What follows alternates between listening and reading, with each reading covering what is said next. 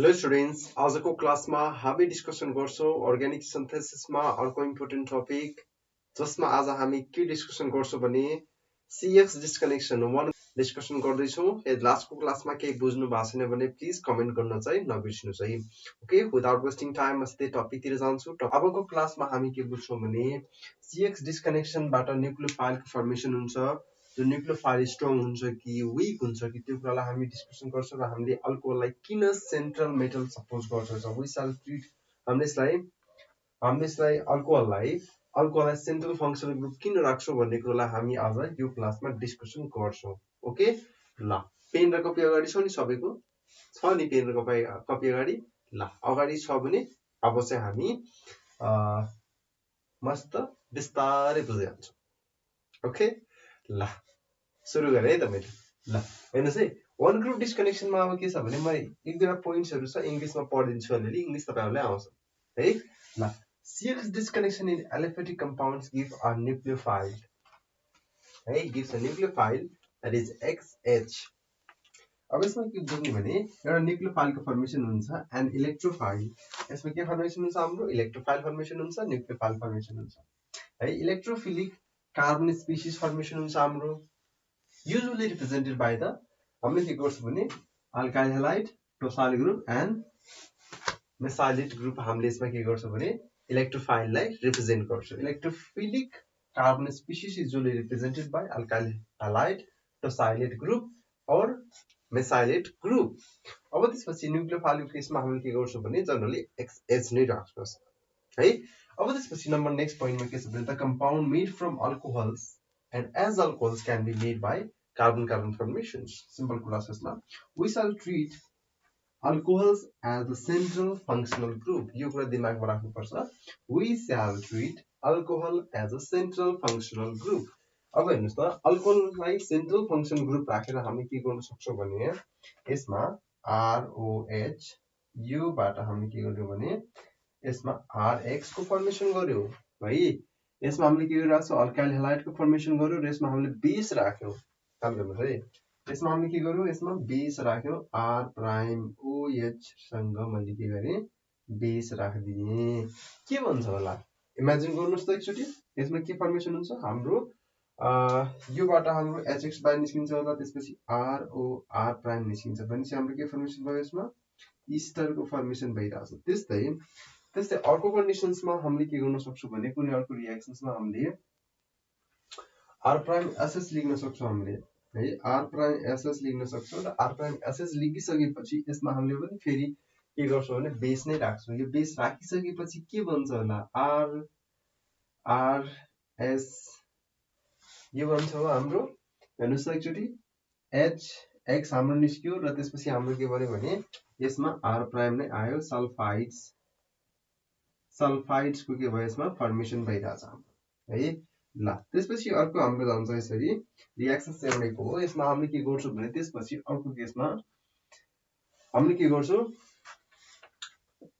NH2 whole twice CS use गर्छौं अथवा OH minus र H2O राख्छौं। यसमा के फर्मेसन हुन्छ होला त? एक्चुअली ख्याल गर्नुस् त्यसमा है। यसमा हाम्रो फर्मेसन हुन्छ RSH को फर्मेसन हुन्छ जसलाई हामीले के भन्छौं? थायोल्स भन्छौं हामीले यसलाई है। ल ठीक छ। अब त्यसपछि फेरि अर्को अगाडितिर जाम हामी NH2 यसपछि हामीले के गर्छौं भने हालोजेन ग्रुप राख्छौं है। मतलब हामीले यसमा के गरिरहेछौं? हालोजेनेसन गरिरहेछौं। सिम्पल हामीले के गर्यौं? X राखिरहेछौं तर हामीले यसमा के सपोज गरिरहेछौं? X लाई हामीले यसमा X लाई हेटेरोएटम्सको रूपमा सपोज गरिरहेछौं, अरु ग्रुप्सहरु सपोज गरिरहेछौं है। अब यसमा के हुन्छ? हाम्रो R सँग के आउँछ? हालोजेन आउँछ। त्यसैले यसलाई हामीले के भन्छौं? अल्काइल हैलाइड्स भन्छौं हामीले यसलाई। के भन्छौं यसलाई? Alkyl halides. ठीक छ, बुझ्नु भएको छ यहाँसम्म? त्यस्तै अर्कोमा हाम्रो के हुन सक्छ भने RX बाट हाम्रो न्यूक्लियोफाइल अट्याक हो भने हाम्रो के फर्मेसन हुन्छ? अरु कम्पाउन्ड्सको फर्मेसन हुन्छ। जस्तै यसमा हाम्रो के छ? न्यूक्लियोफाइल कुनै छ भने अदर कम्पाउन्ड्सको पनि हाम्रो के भयो? यसमा फर्मेसन हुने भयो हाम्रो चाहिँ है। अरु डेरिभेटिभ्सको पनि यसमा के भयो भने फर्मेसन हुने भयो यसमा। ओके, ठीक छ यहाँसम्म? के कन्फ्युजन छ यहाँसम्म? छैन है। सिम्पल के गर्यो भने अल्कोहललाई सेन्ट्रल फङ्सन ग्रुपको रूपमा हामीले के गरौँ ट्रिट गरौँ यसमा र हामीले के फर्मेसन भयो यसमा हामीले आरएक्स ग्रुप पनि एउटा के गरौँ भने यसमा हेटेरोएटमसँग आरएक्स ग्रुप हामीले फर्मेसन गराएर यसमा हामीले रियाक्सन गर्दाखेरि हामीले के बनाउन सक्यो यसमा बेसमा राख्दाखेरि यो बन्यो ester sulfides thiols alkyl halides and other डेरिभेटिभ्सको फर्मेसन यसमा मजाले भइरहेछ यहाँसम्म ठिक छ ल यो लेख्नुस् त पहिला अनि त्यसपछि थोरै अगाडि जान्छ ओके अब नेक्स्टमा हामी के डिस्कसन गर्यौं भने यसमा हेर्नुस् त मैले यसमा पोइन्ट लेखिदिएको छु त्यो पोइन्टबाट हामी क्लियर हुन सक्छौं methyl and primary alkyl derivatives methyl र प्राइमरी अल्काइल जुन डेरिभेटिभ्सको फर्मेसन हुन्छ त्यो डेरिभेटिभ्समा हाम्रो के हुन्छ भने तिनीहरु कसरी रियाक्सन हुन्छ हाम्रो सब्स्टिट्युसन न्यूक्लियोफिलिक बायोमोलिकुलर रियाक्सनतिर अगाडि प्रोसिड हुन्छ that means SN2 reactions processed हुन्छ जसमा हाम्रो पावरफुल न्यूक्लियोफाइल्सको फर्मेसन हुन्छ र नन पोलर सोल्भेन्ट्स र पावरफुल न्यूक्लियोफाइल्स र नन पोलर सोल्भेन्ट्स चाहिँ यसमा के हुन्छ भने इफेक्टिभ हुन्छ हाम्रो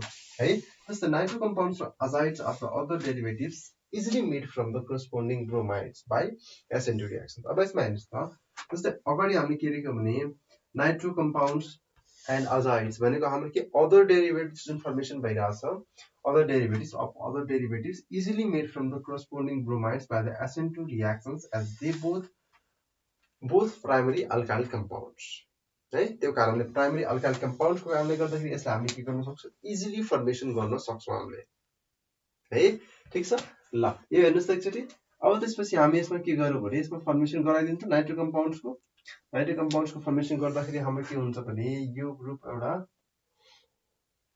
जस्तै SN2 रियाक्सन्स हामीले केबाट बनाउन कोसिस गर्यौं ब्रोमाइड्सबाट ब्रोमिनको ग्रुपलाई राख्नु छ यसमा यो ग्रुप छ हाम्रो त्यसपछि यसमा हामीले के गरौँ NaNO2 राखौं NaNO2 र यसमा हामीले के गरौँ युरिया राखौं र युरिया राखिसकेपछि यसमा के फर्मेसन हुन्छ भने त्यसपछि हाम्रो NO2 ग्रुप यसमा सब्स्टिट्युट हुन आउँछ है यसमा हाम्रो के भइराछ NO2 ग्रुप सब्स्टिट्युट भइराछ यसरी बुझ्नु भइराछ यहाँसम्म ल अब त्यसपछि यो कन्डिसन्समा जस्तै फिनाइल ग्रुप हामीले एड गरेका छौं भने है फिनाइल ग्रुप एड गरेका छौं भने यो केसमा हामीले फिनाइल ग्रुप एड गरेका छौं भने यो केसमा हाम्रो ब्रोमिन छ यसमा हामीले के गरौँ भने अजाइड ग्रुपको फर्मेसन गरौँ त हामीले NaN3 हामीले युज गर्यौं यसमा NaN3 युज गर्यौं र यसमा हाम्रो के फर्मेसन भयो भने यो केसमा N3 ग्रुप नै यसमा जोडिन गयो है TH ग्रुप छ हाम्रो अलरेडी त्यसपछि N3 ग्रुप अजाइड ग्रुप नै जोडिन गयो यसमा यसरी हामीले के गर्न सक्यौं भने कम्पाउन्ड्सको फर्मेसन गर्न सक्यौं है ठीक छ नि यसमा ल अब यहाँसम्म बुझ्नु भयो त्यसपछि भने अर्को पोइन्ट तिर जाम हामी अब हाम्रो के हुन्छ भने टर्सरी कम्पाउन्ड्सहरु कसरी रियाक्ट हुन्छ इजिली रियाक्सन हुन्छ केले हामी SN1 मेकानिजमले tertiary compounds react easily by के रियाक्सन SN1 रियाक्सन्स बाट टर्सरी कम्पाउन्ड्सहरु के हुन्छ इजिली रियाक्सन्स हुन्छ र यसमा के फर्मेसन गराउँछ भने स्टेबल कार्बोनियम आयोन्सको फर्मेसन गर्छ है यसमा हामीले लेख्न सक्छौं via stable formation of stable carbonium ion via stable carbonium ions generated directly from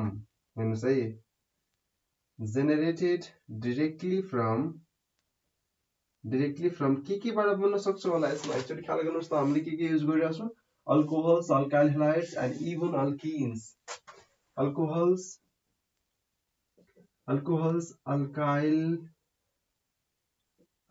halides and even alkenes है यो सबैबाट के बन्न सक्छ भने हाम्रो टर्सरी कार्बोकेटाइन्सहरु इजिली रियाक्सन हुन्छ जसमा हाम्रो के हुन्छ कार्बोनियम आयोन्सहरु फर्मेसन हुन्छ र कार्बोनियम आयोन्स जेनेरेटेड केबाट हुन्छ directly from alcohols alkyl halides and even alkenes बाट हाम्रो के हुन्छ फर्मेसन भइरहेको हुन्छ ठीक छ क्लियर हुनुहुन्छ नि यहाँसम्म ओके ल क्लियर हुनुस् यहाँसम्म पहिला त्यसपछि म रियाक्सन लेख्दिन्छु यसमा ओके हाम्रो रियाक्सन छ हेर्नुस् त एक्चुअली यहाँ रियाक्सन हाम्रो के छ भने हेर्नुस् त मजाले हेर्नुस् R डैश हाम्रो के छ यो ग्रुप छ हाम्रो यसमा R2 R3 हामीले के गर्यौं 1 2 3 लाई राख्यौं यसमा हामीले के गर्यौं H+ राख्यौं H+ राखिसकेपछि के बन्छ यसमा हेर्नुस् त H+ राखिसकेपछि यो बोन्ड के हुन्छ रिमुभ हुन्छ हाम्रो भनेपछि यसमा एज इट इज भयो, R2 एज इट इज भयो, R1 यहाँ छ,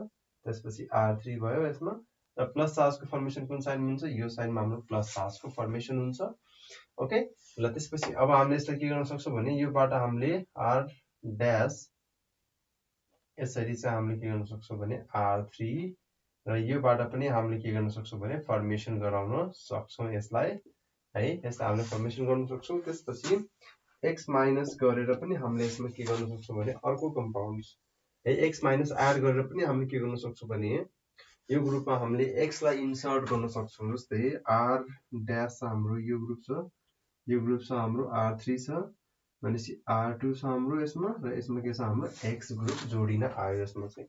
अब त्यसपछि हामीले के गर्यो भने अझै पनि हामीसँग के छ भने यदि हामीले कुनै पनि हल्का ब्रोमिनको ग्रुपलाई एड गर्यो यसमा, जस्तै यो ग्रुप बनाउनको लागि हामीले के गर्यो भने R3 R2 यसमा हामीले के गर्यो ब्रोमिनलाई एड गर्यो, र यो कन्डिसन्समा हामीले के युज गर्यो भने ख्याल गर्नुहोस् है, यसमा हामीले के गर्यो भने पोलर सल्भेन्टको युज गर्यो।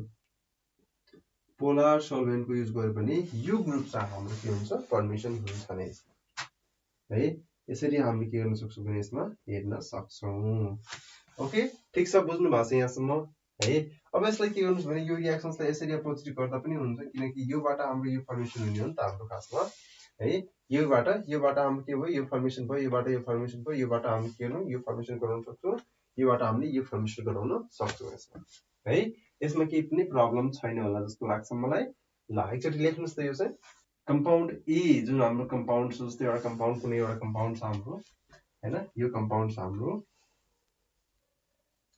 ओके यो कम्पाउन्ड हो हाम्रो, यो कम्पाउन्डलाई हामीले के गर्न सक्छौँ भने जस्तै यो कम्पाउन्ड छ हाम्रो, यो कम्पाउन्डमा हाम्रो यो ग्रुप चाहिँ यसरी अट्याच भएको छ हाम्रो, यो ग्रुप अट्याच भएको छ, र यसमा हाम्रो के छ यो ग्रुप यसरी शिफ्ट भएर यसरी चाहिँ हाम्रो अगाडि बढेको छ। यो चाहिँ हाम्रो एउटा कुनै एउटा ग्रुप छ हाम्रो, र यसमा हामीले के गर्न सक्छौँ भने this group can be made from Friedel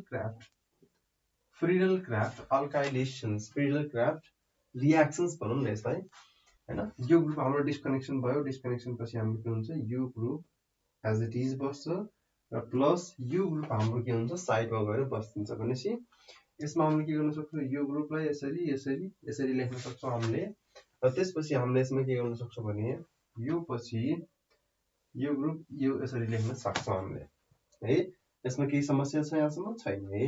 अब हामीले सिधै के गर्छौँ भने यसमा अल्कोहल ग्रुपलाई एड गर्छौँ, यो ग्रुपलाई फेरि हामीले के गर्छौँ यो ग्रुप राखेर OH, त्यसपछि हामीले फेरि यसलाई यसरी लेख्न सक्छौँ है। ठीक छ यहाँसम्म। ल यो भनेको के भयो हाम्रो एनालाइसिस भयो। त्यसपछि अब हाम्रो के हुन्छ सिन्थेसिस हुन्छ यसमा है। अब चाहिँ हामी के गर्छौँ यसमा सिन्थेसिस गर्छौँ। सिन्थेसिस गर्नको लागि हामीले के गर्छौँ भने यही ग्रुपलाई हामीले यसमा एट्याच गरेर यसमा लेख्छौँ हामीले है। यो ग्रुपलाई यसरी लेख्नुहोस्, यो ग्रुप हाम्रो छ OH ग्रुप छ, त्यसपछि यो ग्रुप हाम्रो के छ यसरी छ। यसमा हामीले के गर्छौँ यसमा हेर्नुहोस् त रिएक्सन गराउनुहोस्। यसमा हामीले के राख्छौँ भने कन्सन्ट्रेट HCl को युज गर्छौँ, यसमा कन्सन्ट्रेट HCl युज गर्छौँ, र OH को ग्रुपको ठाउँमा हामीले के गर्छौँ भने HCl लाई एड गर्छौँ, र यसमा हेर्नुहोस् त यसमा सिम्पल कुरा भइरहेछ, केही पनि कन्फ्युजन छैन यसमा। यसमा हाम्रो के भइरहेछ क्लोरिन यसमा ग्रुप जोडिन आइरहेछ। त्यसपछि हामीले के गर्यो भने PH सँग H राख्यो, AlCl3 राख्यो, जसमा हामीले फ्रिडल क्राफ्ट रिएक्सन प्रोसिड गरायौँ, र हाम्रो के भन्छ फाइनली भने टार्गेट मोलिकुलको फर्मेसन हुन्छ यसमा है। ल ठीक छ यसमा ओके। ल केही प्रब्लम छ यसमा, यो भनेको हाम्रो के टार्गेट मोलिक्युल। क्लियर छ यहाँसम्म केही कन्फ्युजन छ छैन है। ल त्यस्तै अर्को इक्जाम्पल हामी के दिन सक्छौँ भने अर्को इक्जाम्पल हामी दिन सक्छौँ यसमा अलाइलिक एन्ड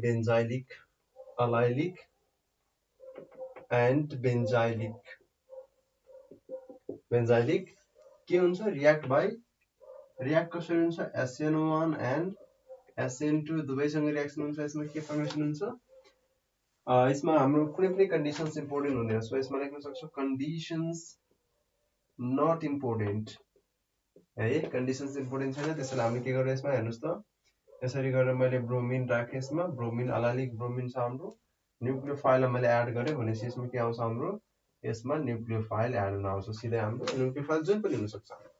जस्तै यहाँ डाइब्रोमिन कम्पाउन्ड मैले युज गरेँ, ब्रोमिन छ हाम्रो, यसमा मैले के गरेँ न्युक्लियोफाइल एड गरेँ है। न्युक्लियोफाइल एड गरिसकेपछि त्यसपछि हाम्रो के हुन्छ भने यसमा एरोमेटिक ग्रुप राख्नुहोस् त। हाम्रो ब्रोमिन निस्केर के आउँछ यसमा एरोमेटिक, र यसमा के हुन्छ हाम्रो न्युक्लियोफाइल एड हुन्छ है। ठिक छ यहाँसम्म? ल वान ग्रुप डिस्कनेक्सनमा हामीले के गर्छौँ भने यति नै, यो नै गर्छौँ यसमा अलाइलिक बेन्जाइलको कन्डिसन्समा SN1 र SN2 रियाक्सन्सबाट प्रोसिड हुन्छ। यो कुरा हामीले यसरी एक्सप्लेन गर्छौँ यसमा। ठिक छ? अब फर्दरली हामीले के गर्छौँ भने इथर र त्यसपछि हामीले के गर्छौँ भने सल्फाइड्सको, इथर र सल्फाइड्सको केसमा हामीले नेक्स्ट क्लासमा डिस्कसन गर्छौँ। यहाँसम्म यदि केही बुझ्नु भएको छैन भने प्लिज कमेन्ट गर्न चाहिँ नबिर्सनुहोस् है। ओके, ल आजको लागि म यति नै गर्छु। नेक्स्ट क्लासमा म नेक्स्ट इथर र सल्फाइड्सको लिएर आउने नै छु। आजको लागि यति नै। Thank you very much and stay safe.